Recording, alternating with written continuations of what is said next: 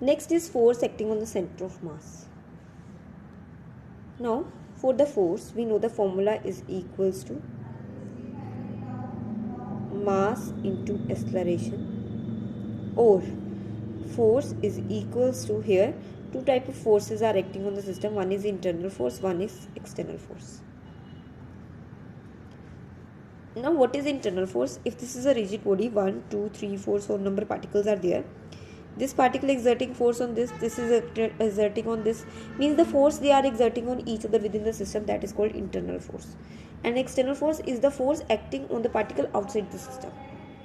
Now internal force acting on the system is always 0. Why so?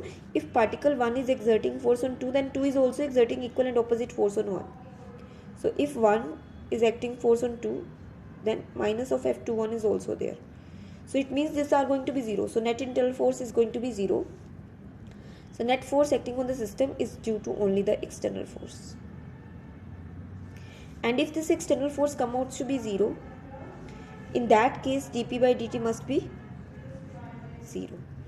So acceleration is equals to, what is that? dp by dt is 0. It means we have v vector of center of mass m1 r1, v vector of center of mass m1 r1,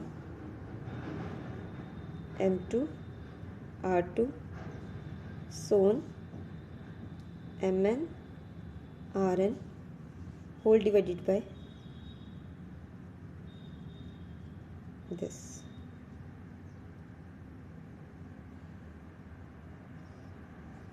This term. So if I take derivative on both sides, this is what total mass. If I take it in this side, so this is what d by dt of m v center of mass. This is what momentum of center of mass. This is momentum of center of mass.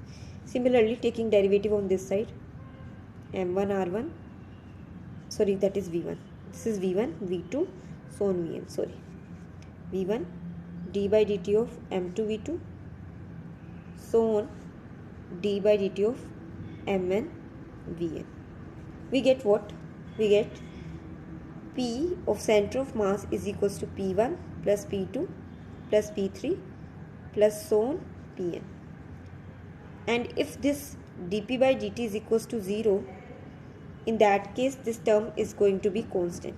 This complete term is going to be constant. This P is going to be constant. Means center of mass also obey law of conservation of momentum. Law of conservation of momentum.